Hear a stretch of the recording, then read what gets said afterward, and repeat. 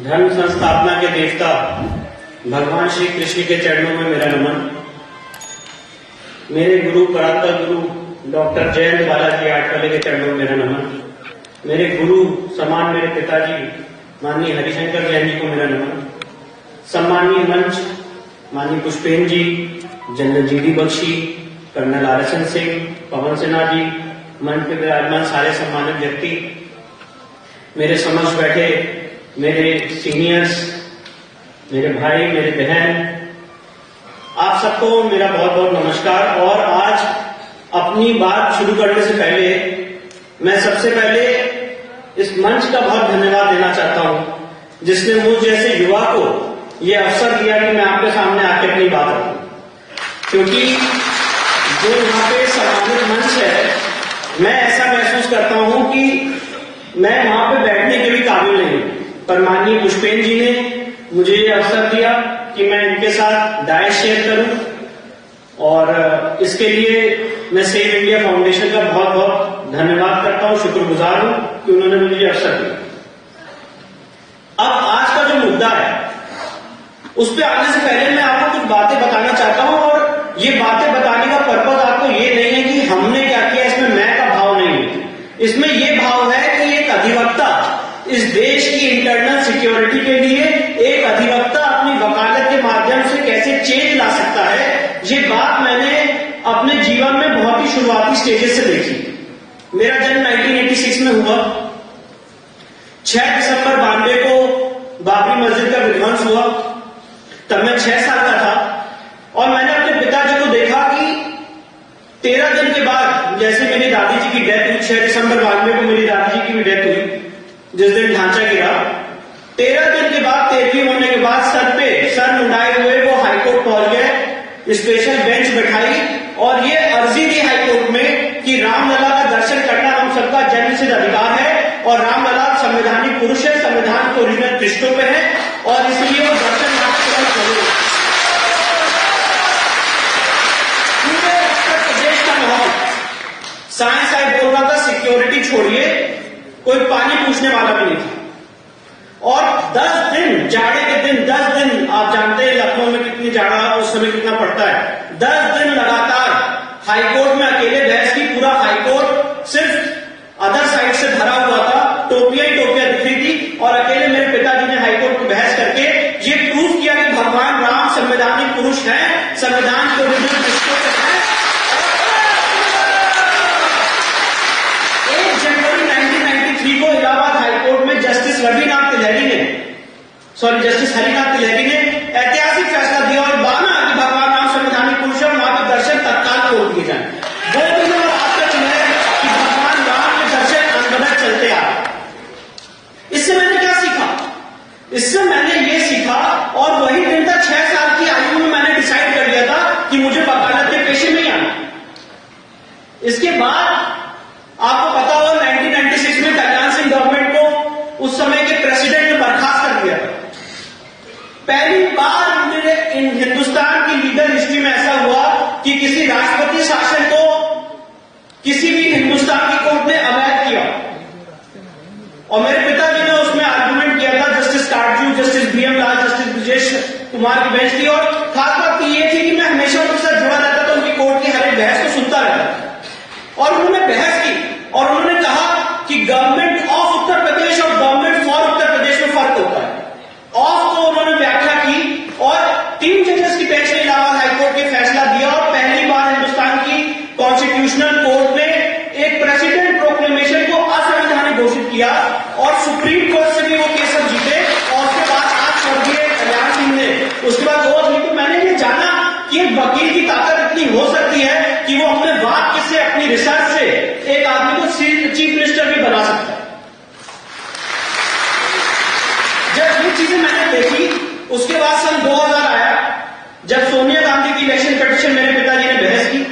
Supreme court में धुआंधार बहस हुई 5 दिन तक लगातार जस्टिस लाहौटी की बेंच में, और उन्होंने वहां भी यही कहा, सिटीजन ऑफ इंडिया और इंडियन सिटीजन में फर्क होता है। और जो आज का मुद्दा है आंतरिक सुरक्षा, वो उस समय उन्होंने पॉइंट आउट किया, क्योंकि सेक्शन 5 ऑफ सिटीजनशिप एक्ट 1995 में ये व्यवस्था है कि आप शादी के आधार पे भी नागरिकता ले सकते हैं।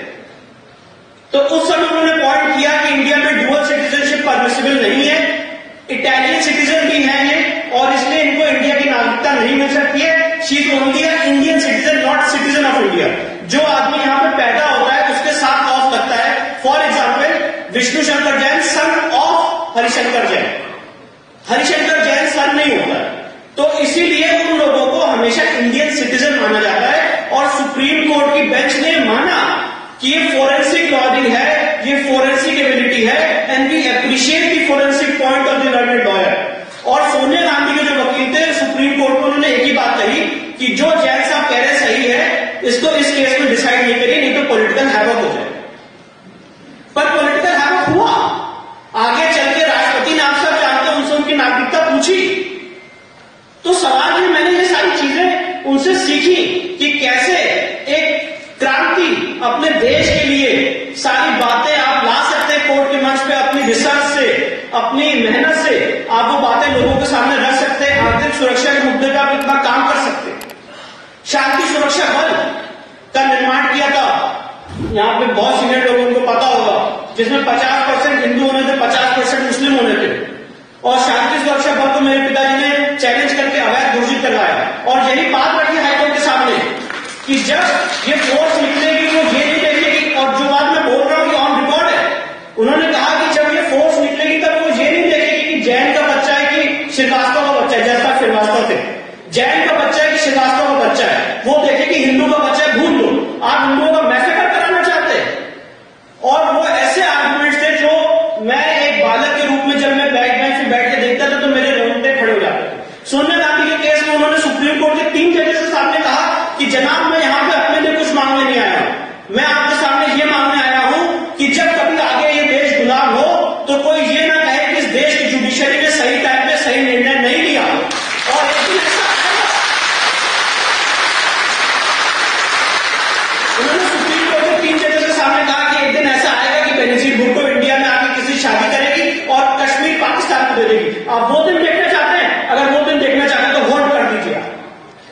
तो जब ये चीजें मैंने देखी इस रिसर्च के साथ, इस मेहनत के साथ, 2010 में अपने पिताजी के हाथ बटाते हुए मैं वकालत के प्रोफेशन में आया, और भगवान राम की बहुत बड़ी अनुकंपा थी कि मेरे जीवन का सबसे पहला केस राम मंदिर का केस था, और भगवान राम ने मुझे अपना वकील बनने का अवसर दिया, उनकी सेवा करने का अवसर दिया। और राम मंदिर के केस, मैं ऐसा मानता हूं, हिंदुस्तान की लीगल हिस्ट्री में बहुत बड़ा टर्निंग पॉइंट है। और ये जितने लिटिगेशन हो रहे हैं, इन सबका बहुत बड़ा मूल राम मंदिर के केस में है। और राम मंदिर के केस का अगर आप पैरा 116 पढ़ेंगे तो उसमें सुप्रीम कोर्ट के 5 जजेस ने ये कैटेगोरिकली होल्ड किया है कि मंदिर बनाने का जो संकल्प है वो अमर है, वो अमिट है। आज यहाँ पे काशी विश्व, आज मैं यहाँ काशी में खड़ा हूं, हम सबको पता है कि औरंगजेब ने यहाँ पे आदि विश्वेश्वर ज्योतिर्लिंग को विध्वंस कर दिया। और अभी यहाँ पे हमारे सम्मानित कर्नल आर.एस.एन. सिंह ने कहा कि सनातन कभी मिटता नहीं है। वही बात, वही भाव पैरा 116 में राम जन्मभूमि केस में सुप्रीम कोर्ट ने कहा है कि मंदिर बनाने का जो संकल्प होता है वो अमर है, वो अमिट है। कोई भी आकांक्षा उसको तोड़ दे, डिमोलिश कर दे, वो संकल्प अमर रहता है। नदी में बह जाए, बाढ़ आ जाए, हिंदू लॉ सुप्रीम है। और हिंदू लॉ ये कहता है कि अगर कोई संपत्ति देवता की है तो वो हमेशा देवता की संपत्ति रहेगी समय के अंत तक। तो अगर हम ये प्रूव करते हैं कि कोई जगह इतिहास में मंदिर थी और उसको डिमोलिश करके मस्जिद बनाया गया है, तो वो कभी भी वैलिड मॉस्क नहीं हो सकती है, ना कोई इस्लामिक स्कॉलर ऐसा कह सकता। तो सवाल ये है कि इन सारे भावों के साथ, इन सारी बातों के साथ जब मैं प्रोफेशन में आया तो हमने एक इंपॉर्टेंट पिटिशन सुप्रीम कोर्ट के सामने दाखिल की, और वो पिटिशन अभी विचाराधीन है। और उसके कुछ बैकग्राउंड में आपको दूंगा बहुत जल्दी, मैं भी अपनी बात को समाप्त करूंगा, क्योंकि आपसे ज्यादा मैं भी इस सम्मानित मंच के जो बड़े बड़े वक्ता उनको सुनने के लिए आती हूं। सेक्शन 40 वक्फ एक्ट का बहुत इंपॉर्टेंट है। आप सबको जान के हैरानी होगी कि आंध्र प्रदेश हाईकोर्ट ने नोट किया है कि डिफेंस और रेलवे के बाद जो सबसे ज्यादा जमीन है वो वक्फ के पास है।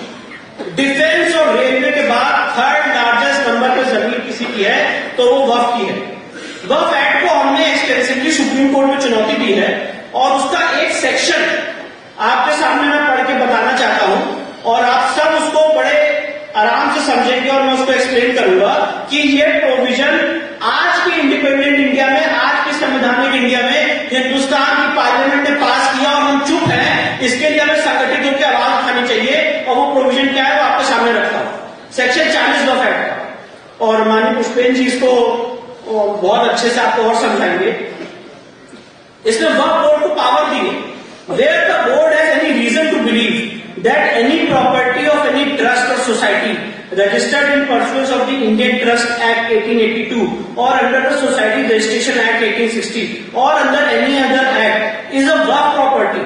The board may notwithstanding anything contained in such act hold an inquiry in that regard to such property, and if after such inquiry the board is satisfied that such property is a Waqf property, call upon the trust or society as the case may be either to register such property under this act as Waqf property or show cause why such property should not be registered, provided that in such। तो इसमें section 40 में वक्फ board को power देगी कि वो किसी भी संपत्ति को वक्फ संपत्ति घोषित कर सकता है, including the property of a trust और सोसाइटी। मेरा सवाल ये है कि क्या ऐसी कोई पावर ट्रस्ट को दी है? अगर कोई हिंदू ट्रस्ट है या कोई सोसाइटी है तो उसको ऐसी पावर दी है कि वो किसी भी प्रॉपर्टी को वक्फ प्रॉपर्टी घोषित कर सकता, अपनी प्रॉपर्टी घोषित कर सकता। ये एक्सक्लूसिवली पावर वक्फ बोर्ड को क्यों दी है? और आप सब लोग जान के शॉक हो जाएंगे, ताजमहल को इसी प्रोविजन को अप्लाई करते हुए वक्फ बोर्ड ने वक्फ संपत्ति घोषित कर दिया और इस समय archaeological survey of India in appeal है बिफोर द सुप्रीम कोर्ट। तो ये एक ऐसा प्रोविजन है जो हम सबके सामने और आज की डेट में जो आंकड़े आ रहे हैं कि थर्ड लार्जेस्ट नंबर पे इस समय वक्फ संपत्ति है, ये आंतरिक सुरक्षा के लिए बहुत बड़ा खतरा है। आप सबके माध्यम से, सामान्य मंच के माध्यम से हम सबकी अपील रहेगी, डिमांड रहेगी कि भारत सरकार इस पर ध्यान दे और जो भी उचित कदम हो सकता है इसको उठाए, क्योंकि ये हमने सुप्रीम कोर्ट में भी चैलेंज किया, ऑन रिकॉर्ड बात कही है, ये प्रोविजन क्लियरली डिस्क्रिमिनेटरी, पूरा पूरा वक्फ एक्ट डिस्क्रिमिनेटरी है। उतना समय नहीं है यहां पर बताने का, पर मैंने उसको एक्सप्लेन किया बहुत सारे डॉक्यूमेंट्रीज के थ्रू। वक्फ एक्ट पूरा का पूरा डिस्क्रिमिनेटरी है और अगर आप वक्फ एक्ट को कंपेयर करेंगे प्लेसेस ऑफ वर्शिप एक्ट 1991 से तो आप जान के और शॉक हो जाएंगे। इस 4 साल के अंतराल में नरसिम्हा राव सरकार ने 2 एक्ट पास किए हैं, प्लेसेस ऑफ वर्शिप एक्ट 1991 और वक्फ एक्ट 1995। और दोनों एक्ट आप देखेंगे कि जब हिंदू जनमानस चुप होता है, जब हिंदू जनमानस अपने राइट्स को नहीं जानता है, तो किस तरह हमारे देश में हमारे पार्लियामेंट ऐसे कानून पास कर सकती है। और आज हम 20 साल बाद 30 साल बाद उसके चेक रहे हैं कि हाँ ऐसा हो गया है। अब उसको अंडू करने में हमें कितना समय लगेगा, कितने संगठन की शक्तियां लगेंगी।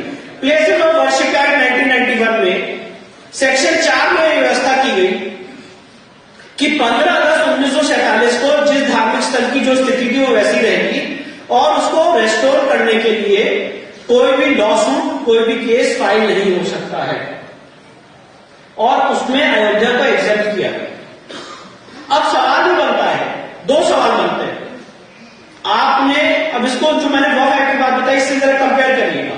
आपने एक तरफ हिंदू जनता को रोक दिया कोर्ट में जाने से या कोई केस दायर करने से अपने लीगल हक के लिए। अगर आप मुझे पता चलता है इतिहास में कहीं मंदिर तोड़ के मस्जिद बनाई गई या वाइसी वर्सा, तो मैं उसके लिए कोर्ट में नहीं जा सकता।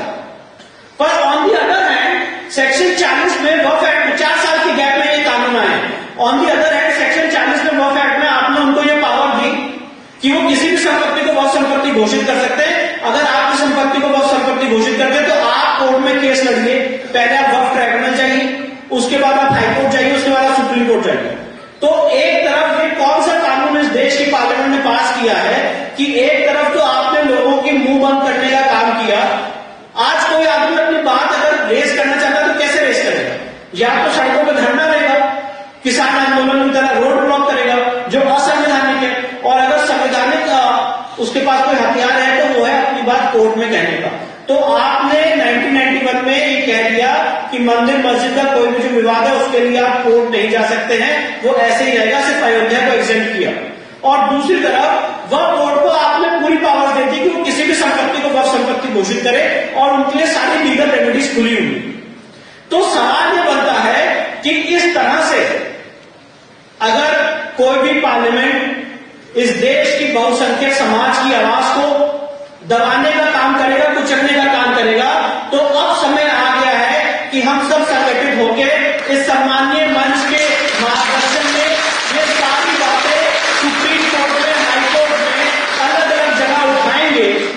और फर्क इससे नहीं पड़ता है कि हम केस जीते कि हारे, फर्क इससे पड़ता है कि हम कितनी ज्यादा जन चेतना पैदा कर सकते हैं। माननीय पुष्पेन जी हमेशा अपने भाषणों में कहते रहते हैं, जब भी मैं सुनता हूं मेरे हमेशा मुझे रोमांच हो जाता है।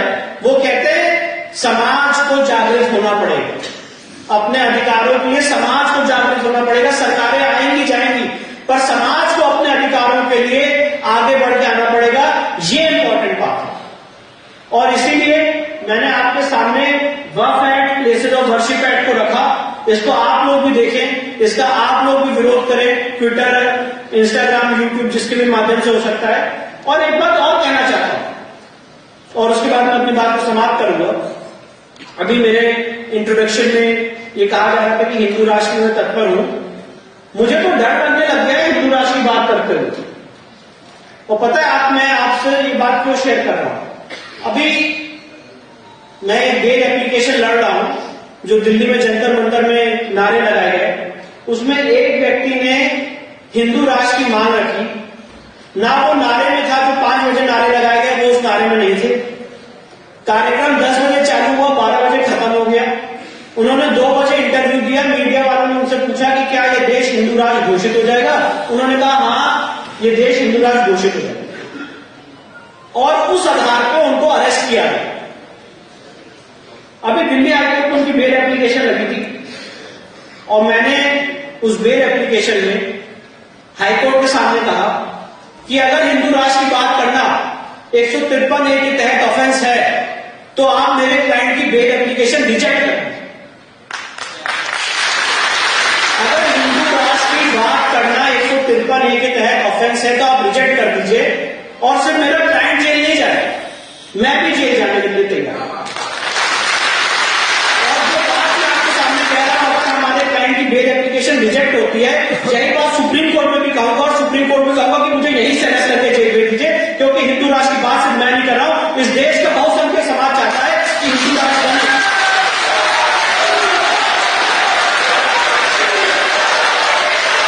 हिंदू राष्ट्र की बात करना कभी भी ऑफेंस नहीं हो सकता, क्योंकि हिंदू राष्ट्र का मतलब नहीं होता है कि हम किसी को मारेंगे, काटेंगे, कत्लेआम कराएंगे।